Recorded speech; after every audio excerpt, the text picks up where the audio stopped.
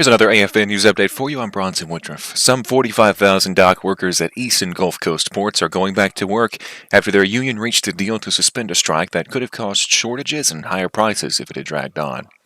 The International Longshoremen's Association is suspending its three-day strike until January 15th. This is to provide time to negotiate a new contract. The union and the U.S. Maritime Alliance, which represents ports and shipping companies, released a joint statement saying that they have reached a tentative agreement on wages. A person who wanted to stay anonymous, who was briefed on the agreement, said the ports sweetened their wage offer from about 50% over 6 years up to 62%. The person wanted to stay anonymous because the agreement is tentative. Any wage increase would have to be approved by union members as part of the ratification of a final contract. Overseas and involving us, a U.S. official confirmed the U.S. military struck a number of Houthi targets in Yemen today, going after weapons systems, bases, and other equipment belonging to the Iranian-backed rebels. U.S. aircraft and ships struck Houthi strongholds, according to the official. The exact number of targets was not yet available, as the mission was just ending. According to the Houthi media, 7 strikes hit the airport in Hodeidah, a major port city, and the Kafib area, which has a Houthi-controlled military base. 4 more strikes hit the Sayana area in the Sana'a, the capital, and 2 strikes hit the Damar province. The Houthi media office also reported 3 air raids in the Beta province, southeast of Sana'a. The strikes come just days after the Houthis threatened, quote, escalating military operations, targeting Israel after they apparently shot down a U.S. military drone flying over Yemen, and just last week the group claimed responsibility for an attack targeting American warships. Israel's military said today that its fighter jets struck an underground tunnel at a Lebanon-Syria border crossing that was being used by Hezbollah terrorists. The military said its fighter jets had struck the 2.17 miles underground tunnel because Hezbollah has used it to smuggle weapons from Iran and other proxies into the country.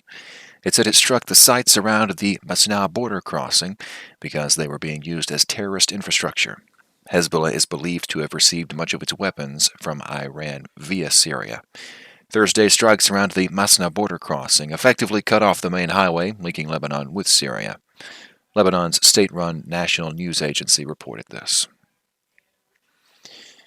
The U.S. Supreme Court is taking up the case of an Ohio woman who claims she suffered sex discrimination in her employment because she's not a lesbian. The justices today agreed to review an appellate ruling that upheld the dismissal of the discrimination lawsuit filed by the woman. Her name is Marlene Ames.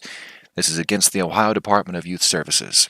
We're told that arguments will probably take place early next year. Ames, who has worked for the department for 20 years, contends that she was passed over for a promotion and then demoted because she's heterosexual. Both the job she sought and the one she had held were given to LGBTQ people.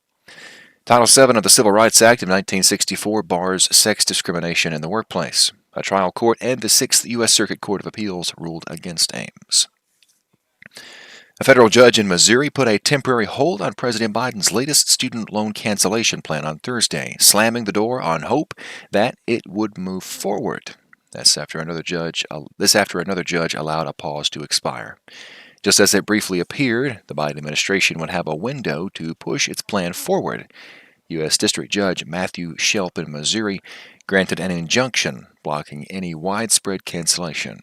6 Republican-led states requested the injunction just hours earlier, after a federal judge in Georgia decided not to extend a separate order blocking the plan. The Education Department vowed to defend its proposal in court. Former President Barack Obama is planning to hit key swing states to boost Vice President Kamala Harris's campaign for the White House starting next Thursday in Pittsburgh. The Harris campaign says Obama will travel around the country over the final 27 days ahead of the election. The former president and Harris have a friendship that goes back 20 years from when they first met while he was running for Senate. Obama was a part of the behind-the-scenes push to persuade President Biden to step away from the 2024 race, and his presence on the campaign trail will be a contrast to the relatively few stops made by Biden since he made way for Harris. That'll do it for this American Family News Update. Thanks for watching. Much more news from a Christian perspective is available on AFN.net. Have a great weekend. I'm Bronson Woodruff.